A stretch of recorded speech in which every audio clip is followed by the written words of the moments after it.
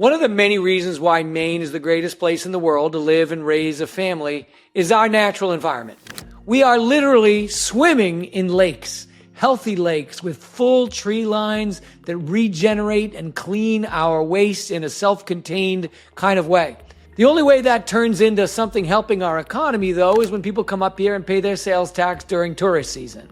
However, Jen Millard has figured out a way to literally put that Maine environmental magic in a bottle and sell our love of it nationwide. Let's listen to Jen talk about the creation of Maine Love. I'm Jonathan Bush, and this is Maine for Keeps.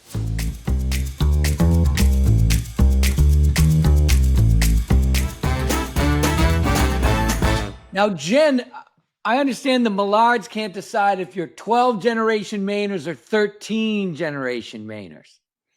Well, the main name is Norton or Bailey, and we have a current debate going in my family of whether we are 12 or 13. But I think the solid research sits me at 12. We'll have my aunt have the debate on the 13. But grateful to be here, Jonathan. I'm Jen Millard. I grew up here in Maine, in Windham, Maine. It is exciting to be here as the CEO of Maine Love and looking forward to having a great call about Maine. I love the idea, everything about Maine Love and the place on the circle of your life, in Maine's life, maybe, hopefully, inshallah. But let's go down around. You grew up in Maine. You are a Colby woman, I believe, right? I graduated and went to high school at Windham High School. First gen in my family to go to college, and managed to make my way to Colby. Great love for Colby, and will come later and sort of the inspiration for this company. But grateful to the community that has supported me throughout my career from Colby and really enabled me to be the businesswoman that I am and person, I would say, today. I graduated Colby in 1990. There were not a lot of jobs for women with brains that did not want to work on lobstering, aquaculture, logging, and my family business was excavation and agriculture. So quickly decided that if I was going to have a job, that I was going to have to leave. The main dream is that you can get this beautiful experience of growing up and living and have the American dream. And it's a rare thing. So you made the choice to get that American dream and headed out. Were you always a retail consumer product goddess, or did you work your way into that through other stories? Yeah, so I actually needed a part-time job in college to, this is today Colby supports Maine students in an incredible way with little to no student debt. I was not of that era. I needed to have a job just to pay my way through school. And My brother worked at Top of the Loaf Radio. Anyway, what was yours? So I worked at the Sears store in Portland, Maine. And I drove down a couple days a week and very quickly kind of enjoyed working with customers, sort of the sort of emergence of trends. It was sort of my, really walk into the pool on consumer behavior and merchandising. And if you were a fairly goal-oriented person and you were aggressive and you were thoughtful and kind to people, you could have a new job at Sears every couple of years. And so it was very much a resume building company. And I'm grateful to the time that I spent there. Probably the last generation to catch that great institution. I was actually. I keep very few awards, Jonathan, but Arthur Martinez was the former CEO of Saks and who had come to save Sears, so to speak. And I won an innovation award from Arthur of reducing a lot of payroll. It's the only award I keep because I felt like that was the most meaningful thing I did at Sears was sort of thinking about labor differently. So I've always been around like, how do you do things better? How do you do things more efficiently? Work, process, takeout.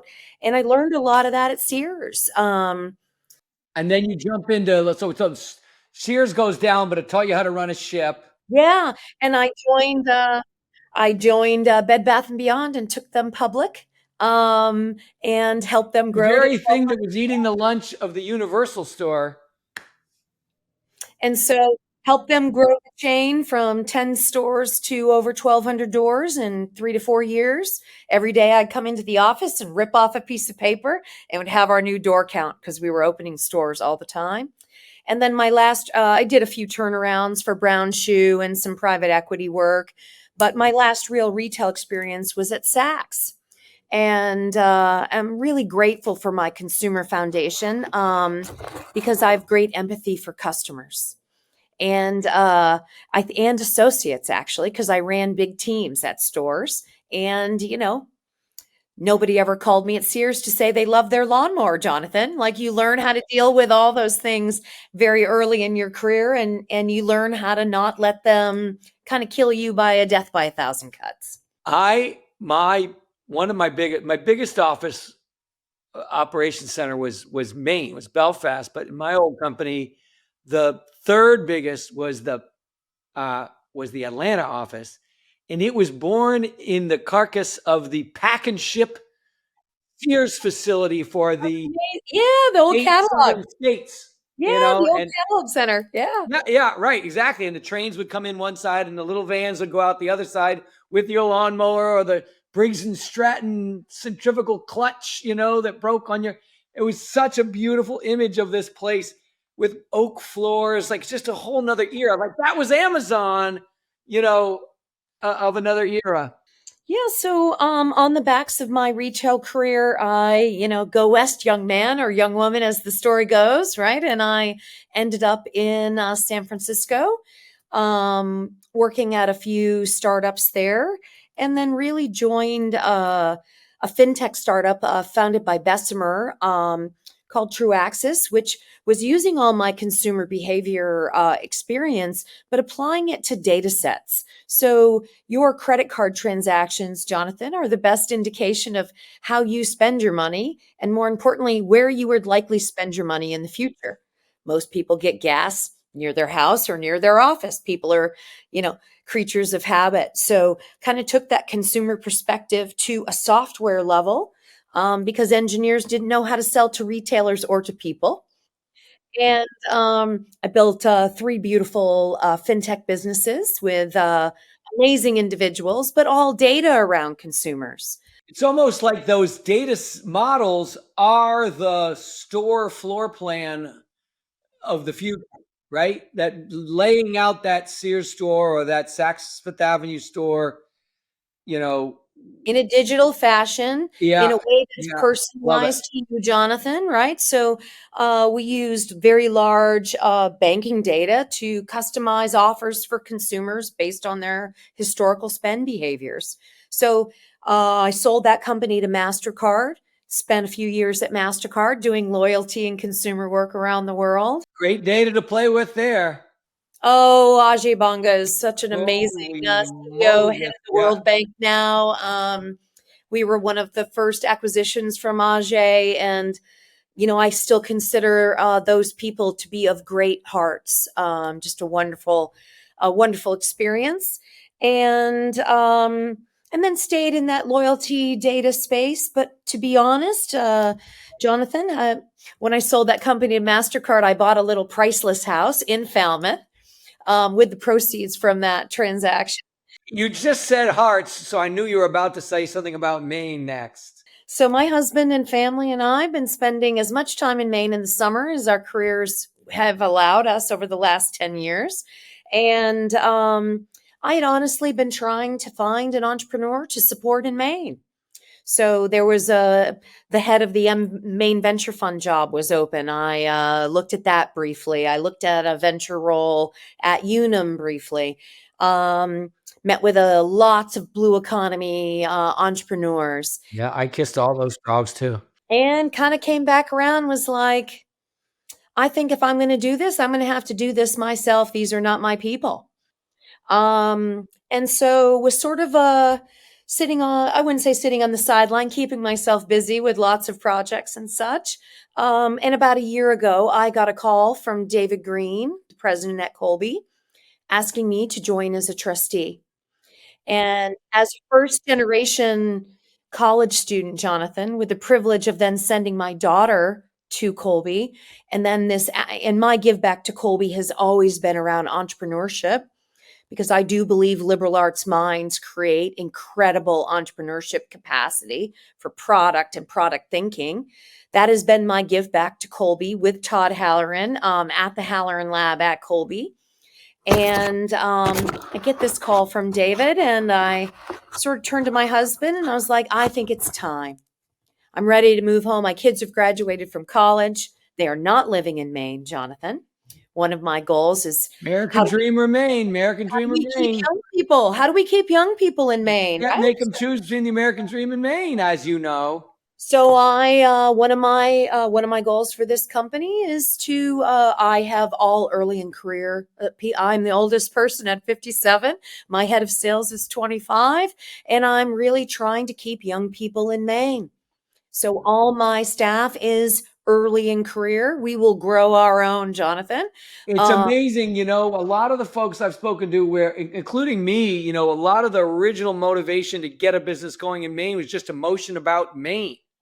And it's funny, you've got this heart. I'm assuming your brand, harkens a little bit to Be a Kevin Well, obviously influenced by all the hearts of Maine, and and the honestly, hearts of pine. There's a wonderful thing about how Maine gets in your chest, and your ass could be anywhere in the world, but your heart just can't get out of Maine. so here's what's interesting. So really inspired by all that, Jonathan, right? But Rob Todd owns a beautiful line on the top of his can, "From Maine with Love."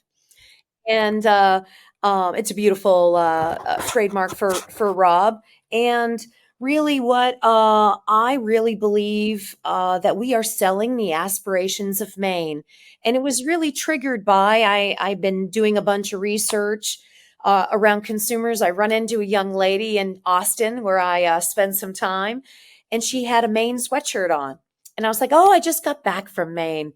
And she's like, "Oh, I went to school in Boston," which we know means she went to Harvard. The H bombs. I went to school in Boston. I know. I'm like, I know you went to I Harvard. got you. Thank you. Yeah. You're And being humble. How but, adorable. but here's what was the salient point, Jonathan. The best memories I have of college were the weekends I spent in Maine. Full stop. And that is the essence of a young person's experience in New England with an aspiration of Maine, with sort of active relaxing. Nobody sits in Maine. We hike, No. we Make the sail. picnic. Put it in the boat. Row out to the other boat. Nobody Climb. sits You can't on even till you get butts. to the top of the hill. All of it. So we're humble, hardworking, but we like to do things. We're doers. And so it kind of led me through this thesis of this aspiration of Maine. So we are the only water made in with water purely from Maine. What happened to Poland Springs? So proud of our source. There's no product, no water with the source on the front of the can. We are so proud of where it is produced that Maine is on the can. And all the water for this product must come from Maine. And the thesis kind of started is one of my colleagues asked me to walk a brewery. And I walk into the brewery, and the brewery is silent. There's no equipment running, Jonathan. And I'm like, why is there Excess no equipment? capacity. Let's make some lemonade out of Yes. these Like, lemons. why are all these machines? Why are we not Yeah. canning today? Jen, it takes 2 days to make beer. I still am asking the question, why is the machinery running, like not running? Yeah. And it was sort of an aha moment that we Yeah. have You 65. remind me of Jim Cook, who got two brewmasters, and he looked around and all the Schlitz plants, these giant plants, empty or running, like you said, 2 days a week. And he makes the Sam Adams, just sneaks in there and makes it. And I love it. So you're building right inside that excess capacity. Yeah, so I would share the difference in Poland Spring, in the Poland Spring example, Jonathan, is that I want to do something where the economic values. So step back. If you read the 20-year economic plan for Maine, the future 20-year plan, the word water does not appear one time. We sit in Maine in abundance of water, so much so that we Largest only coastline in have the an United erosion. States, more than California. We have the second purest body of public water in Sebago Lake that is considered infinitely replenishable as long as it rains. 100 gallons per person of the world today, Jonathan, if it does not rain. So pure, we get an EPA waiver for solids, which is really why you see the tree on my heart, because really the water filtration system here is the Is the forest tree? Oh yeah, around Sebago Lake. It yeah. is the fact that we have the least deforestation, about 15% deforestation. Once communities reach 20, 25% deforestation, your water quality is going to start to decline. And so the big effort here is around land trust, Jonathan. How do you protect the forest around the lakes for both public access, but more importantly, for the filtration naturally that it provides? And this water body. So when I first came back to Maine and I was thinking of this concept and I was asking people, Rick, Jen, if you want water, just go to the faucet, get water. And I was like, this is the point. We take it for granted. Maine has generations of history of managing natural resources without government intervention. Lobster, oysters, co ops. Why should water as a natural resource be treated any differently? And it Don't is tell up. don't tell the lobstermen there's no government intervention as the whales come and take their traps away. But anyway, Fair yeah. enough. Fair enough. I saw a But a self-swimming long lobster run, trap the other day. I of was like, what's self-regulation. going on? Yeah. Yeah. But I So think, and this what's interesting is, one of the things that happens in Maine is that there's so much emotion about this incredible environment that there's a desire to entrench. You have to stop everyone from doing everything because if we have to keep it pristine. And of course, nobody ever entrenched their way out of any problem ever. And here you are inventing an economic model for that tree coverage. this is built off of Hal Varian's economic thesis of rising tides rise all ships. Um, I can't go around saying I'm building a circular economy in Maine, Jonathan, because it's not a thing, but the economics of the water are very important here. So you mentioned Poland Spring. A lot of that revenue does not stay in Maine. They take that water out of Maine and produce and can that water in another state. Boom. This is a we are like, and it's ironic because you go way back to the early British Empire. That Gardner family were the first people the king let manufacture something away from England. We used to have to just ship the wood, and he said, "No, you guys can make ships," which was our Mass our, landing, right? our first our King's first. Mirror. Yes, exactly. America's first Silicon Valley was shipbuilding in Maine. We took the wood, but then we made a whole economic cluster of industries and sub-industries around it. Today, most of our big natural resources just get shipped out whole, and there's no improvement. We don't make paper with it anymore. We should be making all kinds of things. What I see you doing, it seems like you're even wrapping our outdoor tourist cluster into an exportable thing. Like that can says Maine Life. It's got the When you open it, you should feel that sigh of just I'm like when my grandmother would Maine. drive across the bridge. Drive Roll down across the the windows, bridge. you'll smell Maine. Roll down the windows, you'll smell Yes. Maine. So that Hopefully it same doesn't. Hopefully your concept, cans don't smell like low tide, but they do not. They smell wonderful. So this is really I create the can. This is distributed manufacturing. So we access multiple brewers who access the same water. It's the best water. If you're making beer in Colorado, chances are they're making their water computers say Sebago Lake, Maine. They're adjusting their water chemistry to be the gold standard of water for beer. Why should we not drink the gold standard of water in cans, not plastic? So this is a diverse, inverse manufacturing experience where we use multiple brewers to facilitate producing water in cans to diversify their revenue, Jonathan. This is the economics so that they have other revenue streams in a brewery. So they have to become a co-pack because water is food, beer is regulated by the ATF. okay. So we're going to get into the work here. So Maine love is you loving Maine, saying, I'm going to make something with Maine love so that dream of American dream and Maine life can come together.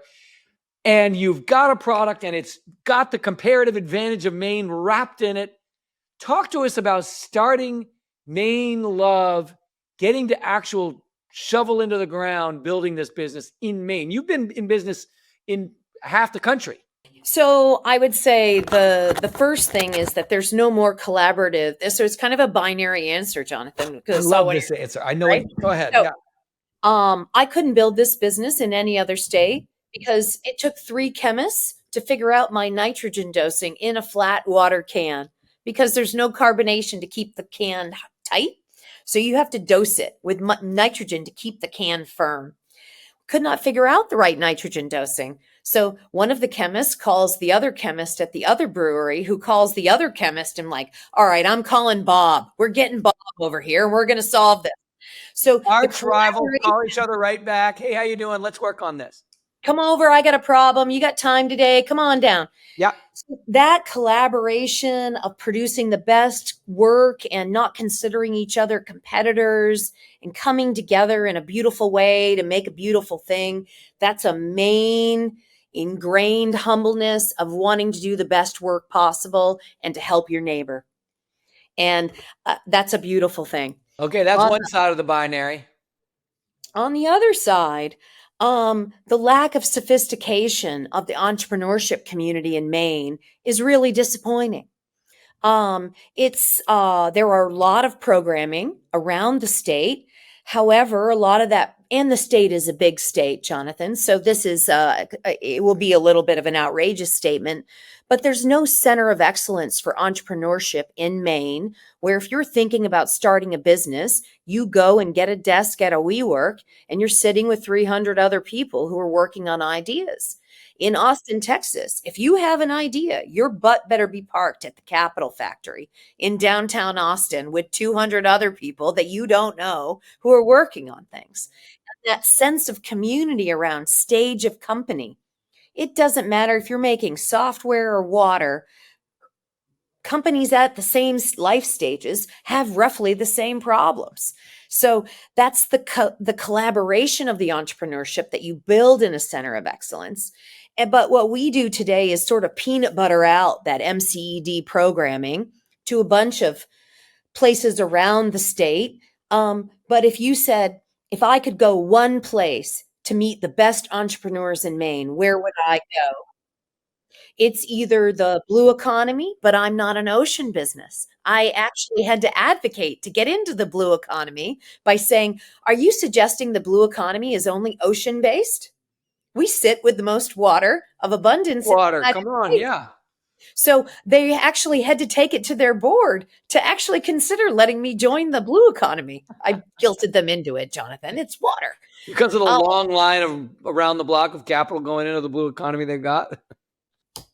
And then, so that lack of center of north, that lack of North Star around where are the resources? And then there's there's a lot of table businesses in Maine. And again, great respect for entrepreneurs with ideas. There's a lot of programming through MTI, MCED for ideation and for business model planning and pitch practice. There is no resources in Maine for commercialization. There's no seed funds for commercialization. The banking community and sort of the financial authority of Maine are, banking communities, Jonathan. Jen, when will you have 3 years of financials? This is their question. Never if I die in year 2. And I might sell the company by year 2, Jonathan. Who knows? Why are you asking? You're off to a good start. And why are we thinking about $10,000 checks? This is a fast growth CPG business. I need a couple sticks. I need a couple $1 million to do this. I'm not going to get it in $10,000 checks.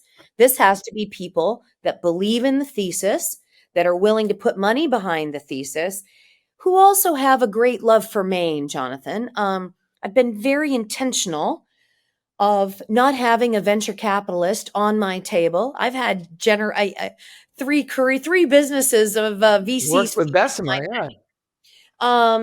And I wanted people who wanted long form revenue sharing, people who believe in Maine, who want to create a water economy in Maine.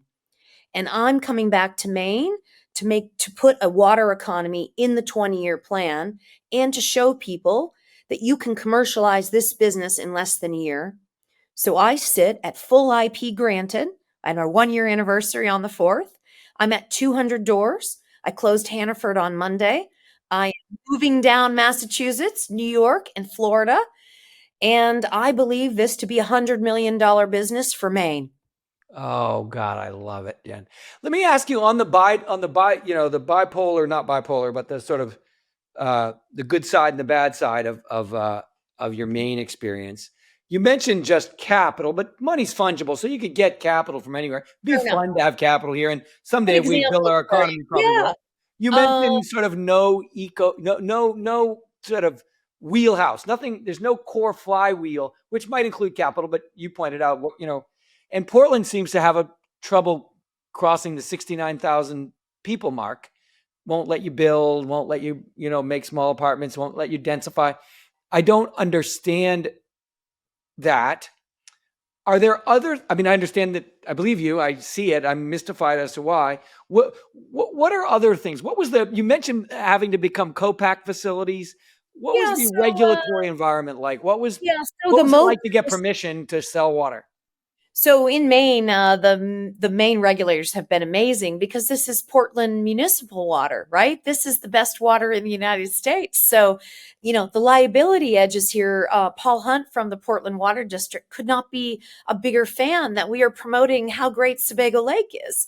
So the Water District has been a beautiful advocate, and really the intention here is to keep the water in Maine, Jonathan. So keep the money in Maine. I create the can, ship the can to the brewer.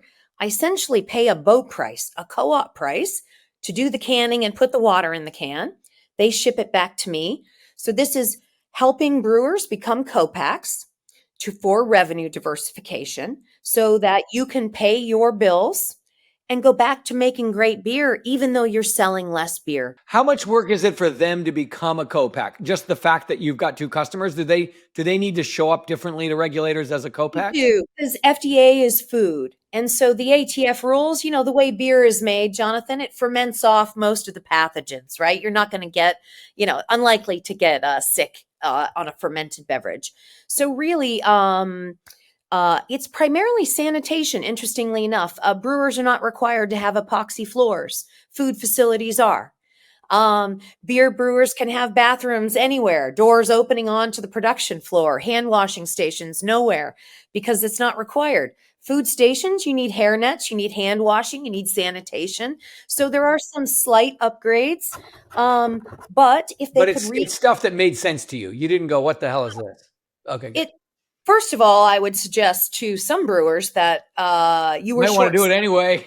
you were short-sighted and not imagining that you would be. Why would you not think about revenue diversification to begin with? Your notes are so high.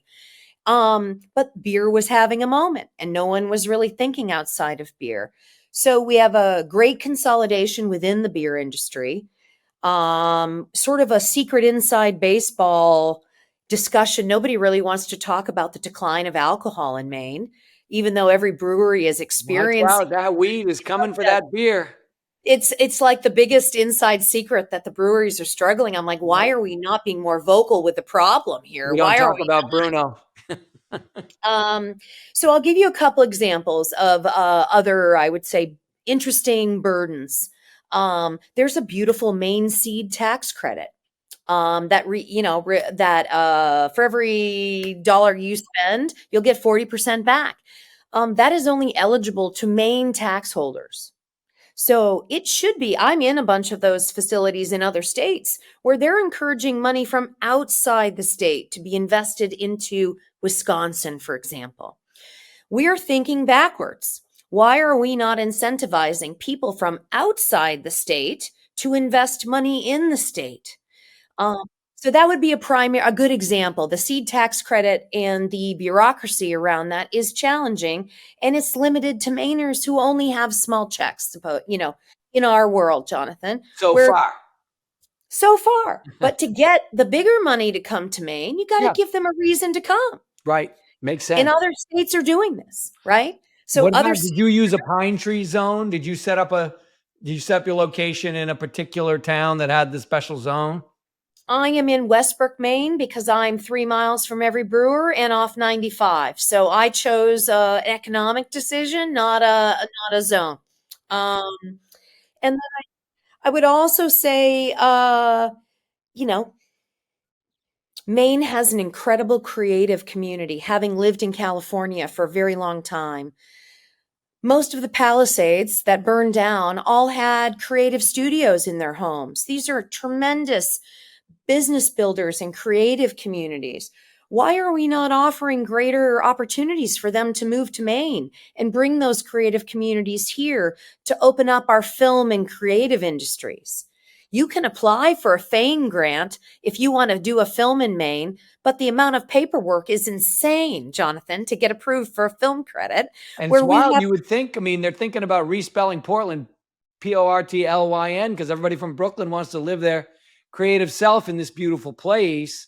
You'd think that would be a competitive advantage, wouldn't you? why are we not offering sort of bounties for people to come to Maine? Like certain states did that in COVID. We need more population. We need higher pay. We need higher skill sets. Probably gonna I'm make a couple struggling to houses find, too. and all that, Yeah. all that. I love these. What when you look out, I mean, you really nailed it. Like all the economists in the world are smiling down on you. The David Ricardo theory of comparative Right. advantage. I How mean, dare you at Google? I'd love him they're to smile on me. It'd be great. they're loving you. Although the one question, I suppose, before we get to what you see around the bend on the stretch here, so it's clicking, right? The brand is lovely. You're starting to ramp. You've got manufacturing licked. You're fetching at a great price. You have that. What was the Monster Water or whatever it was, the company that went before you? Liquid death. Yeah. Liquid So death. So you already see a path. This is, that captures a certain personality. This captures a different personality. Might argue there's few more of your personality than that one. So you got well, I this was an runway. early investor in Liquid Death, Jonathan. What's that? Um, I was an early investor in Liquid Death. I've done a couple other water brands. I watched them burn a lot of capital on fire. That is not my intention here in Maine. But if you see where they sit on shelf, they sit all by themselves. There's no aluminum category of water. So it's okay to be a rebel.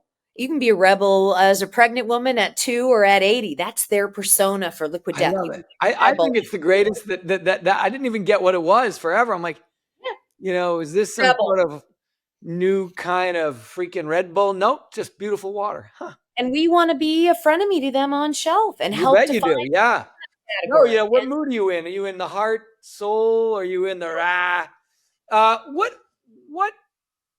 are you bothered at all by our logistical challenge that we're up in the corner here for trucking?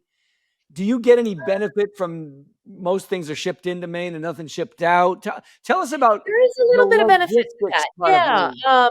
So what part of this thesis is that there's capacity in every step of the process here, Jonathan. So even a Including beer those truck, empty trucks, right? yes, even like space, every truck is empty. Every truck is only carrying a pallet. A lot of trucks come up full and dump off in Maine and deadhead back empty. And so the clients I'm working with in Boston and some big B2B expressions for event stadiums and colleges, they would fill up empty on the way back and take it down to Massachusetts. So this is really intended to show people that kind of two things, Jonathan. I do a lot of time with students and entrepreneurs. They think they have to be Zuckerberg. If I haven't created an amazing company by the time I'm in by 30 years old, I've And failed. I'm going back to mom's couch. That's right. Play Well, with maybe. my Yeah, Xbox. exactly. But I'm 57. I wanted to show students and Maine that I could come home at any age and make an impact in my home state, given all the skills I've learned from away, and make a product that's the best of Maine, the best feelings and essence of Maine to share with people from away. We sit at a point of water scarcity in other parts of the country. We have water of abundance. Why are we not sharing that in a healthy way? And that's really the aluminum. We don't talk about PFAS, BPA, microplastics. Plenty of conversations for those. This is a solution to eliminate single-use plastic. Full stop. If you don't want to drink plastic water at a Bruin stadium, I hope to be the water you choose. Oh, you'll blow them away. Once you're in there and you see that, boy, every year the look of that wrinkled plastic thing and imagining where it's going to go next, just rings a little harder on the back of your And I think for Maine, Jonathan, actually, kind of to your point of obstacles, coastline, national state parks. one step further on recycling, our CRV bill is extremely old. I may not be the smartest bear, but I'm better than an average bear. And even understanding the execution of how you stay legally compliant within the CRV law is so confusing. And people don't realize that you cannot really recycle glass in Maine. All that gets pushed to another state to be recycled. And so everyone would love to drink out of glass, myself included. But for rural communities, it is a burden. It is a recycling burden. And so everyone knows how to recycle aluminum. Everyone understands that 70% of aluminum can be repurposed in 45 days. Let's make it easy for consumers to feel good about their choices. That's neat. And so Maine can actually recycle like all the way down to raw rolls of aluminum? It all gets squished together and pushed to a recycling plant, but Maine can cube up aluminum and take care of it. Glass is put in a different vehicle and trucked outside of the state to be recycled. I wouldn't want to remelt aluminum with our electrical bill. We'd have to get somewhere cheaper, get down to Tennessee or someplace. Oh, energy. That's a whole other, we should have a whole other podcast, Jonathan, on that. Yeah, but, when you scale up, you'll care a lot. I mean, right now you're getting that, proof of concept and getting the footprint in those beautiful venues. But I don't want to see you go. I don't want to see you go, well, I love me, but it's twice as much, 3 times as much once you're actually producing at scale. That electricity and stuff will hurt. But we'll get it fixed before then. Of course. And the beauty here, this is water purely from Maine. Yeah. So you see it, and your designers and you. What do you call it? Eunice has got this beautiful Maine energy. What else? Give us another. You've got that one. That's amazing. As you were picking around trying to find the thing that you were going to put this Maine soulfulness into, did you come across others that you thought somebody ought to do that one or this one?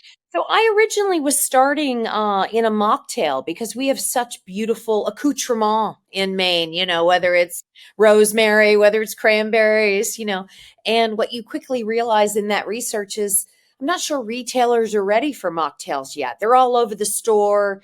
They're not well merchandised. There's not really a buyer for them. They sit in a non-out kind of window. And then honestly, I'm a big believer, Jonathan, let's start revenue first. Everyone drinks water. I can do mocktails later. So, with really, what environments can you make the biggest impact for plastic reduction? And I believe it to be a B2B expression for stadiums, a B2B expression for colleges around those stadiums. Right. Because most of our children icon, the top of the pyramid of purchasing, of brand experience, and then it'll make its way into the retail around the market. So I'm in Hannaford. I just signed Hannaford this week. We're in 200. You mentioned, I think that's great.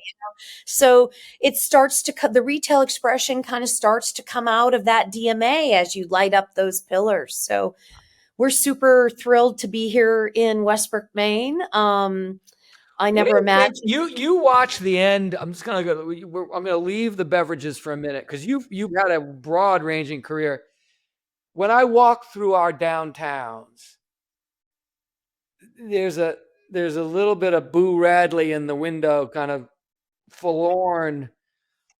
It's weed shops, and like a lot of them. No way they're all going to make it. I don't think as it matures. What do you wither storefront retail in Maine? What do you think happens there? Do those just become first floor apartments someday? Is there what's your vision for based on what you learned? I mean, I would say some of the markets where I've lived with heavy gentrification, let's call it, Jonathan. Let's use Austin as a great example. Um, where you had streets of small bungalows being taken over to put retail with planned urban communities, I would call them Yeah. PUDs. Yeah. So New there's a urbanism. Yep, new urbanism. So there's a neighborhood that I live near in Austin, or near called Mueller. It used to be the old airport area. Uh, it is a beautiful planned urban community with its own schools. Kids ride their bikes to school. You would not have to leave this 10-mile square area, less than that probably, throughout your day for anything: groceries, schools, libraries, all of it. And they have little studios close to the sort of whatever you want to call the downtown, a little hotel, Yes, little sort of studios. all kinds And of then there's mixed. sort of 6,000 square foot fancy pantsers. Correct. And There's I'd say houses. Mueller made it all at once. They poured the cement kind of once and It's been phased oh, that, over time, okay, well, but chunks. So there's some but snail. chunks.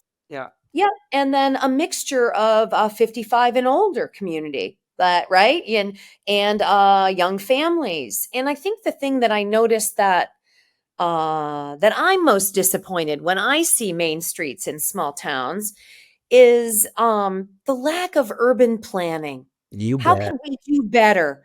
We could do so much better. Just do better. And instead of just taking everything to the zoning board, because One our by one, one by reactively. one, could Oh, well, we what about actually this? Yeah. stop? And I was hopeful with the Downs, Jonathan, that would be a great experiment of Yeah. urban planning. I hope it does become that, It right? Because it might, has yeah. Once we get some to it. voltage and lives and people and frankly, some moms who are like, why is this so flat? It might actually start to liven up. But I see that's what's lacking on Main Street. And we did a lot of this work in Waterville, to be honest, at Colby, Yeah. because I should have started with Waterville. right, because that was a one-way traffic Main street. Nobody Yeah. ever stopped at any of the retail because Right. you You had to wrap go around around the the bend block. coming down the hill. Yeah. Basic urban planning. Why is this street not 2 lanes? Took 3 years plus, I'm getting that number wrong, for some reason to work with the town to make it 2 ways. Crazy things like that. And now, and a little money, and we had to move some art Well, museums little money. Now, come on. You guys dropped some serious coin. Do you feel like it's working? Do you feel like will you do residential there now? So there was a large call for alumni to buy residential property, and literally the call was buy property and mow the lawn. This was back in the day, Jonathan, when David Green first got to Colby. And there were a lot of us that did that. I bought a crack house in Waterville, Maine, and Did it come with the crack, or did you have to bring your own? it did. It was in the walls, and very interesting Goddamn, it's easy. findings. But it was sobering, I would say, but at the same time provided great joy in that one house on one block makes a difference. And it showed me that one house on one block can make a difference. In our Waterville experience of how we do integrated student social projects, how we teach math at Waterville High School, how we complement, how you better ingrain community, I think is how you see the success of Waterville coming forward. But that's community planning. How do we get back to community planning instead of arguing about the school budget? Yeah. Oh boy. I think that's really interesting. And in a way, a plan is less threatening. Uh, so you can get and then you have a context for these proposals. Instead of saying, I want to build this. Well, wait. But then what? It'll lead to something worse. It'll lead to the wrong kind of person in our town or whatever. It's like, here's the whole town. Let's look at it.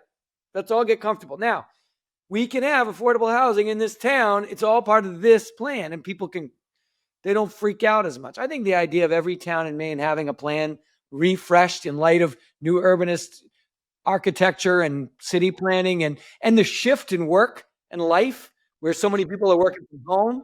I guess we've made it in some communities easier to do ADUs. Like I've Yeah, lived in that's statewide 3 now. That states was a big with break. massive ADUs, right? My first apartment in Austin, I just needed a little place to stay. I rented someone's ADU in the backyard, and it was perfect, right? My kids have lived in ADUs, right? Um, so I feel like this But drawback. ADU is great and appropriate, but it's a classic example of no big plan. We're tighter than a tick. Okay, how about this? Let's all like take the purge pressure. Let's just do. And it's like great, but anyway, what's the bigger plan? When is Portland going to be? Quincy, Mass, is 102,000 people.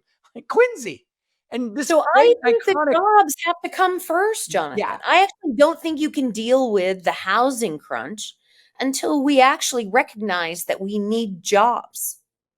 People need Yeah, I employment. mean, we have really low Hey, unemployment. I feel like we need careers, we need careers. That's a better point. right? And you need Like people like me to click, come click, home. click. Yeah.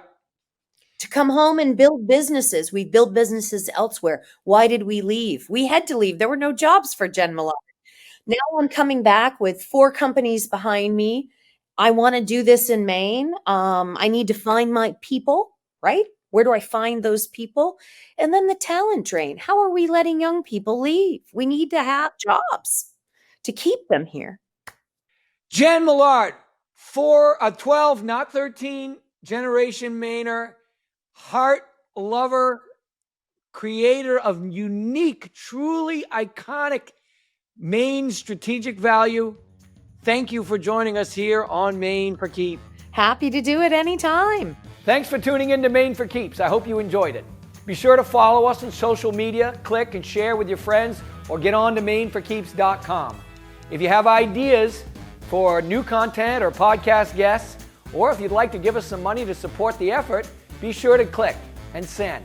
We're at team@mainforkeeps.com, and I'm at jb@mainforkeeps.com. Thanks. See you soon.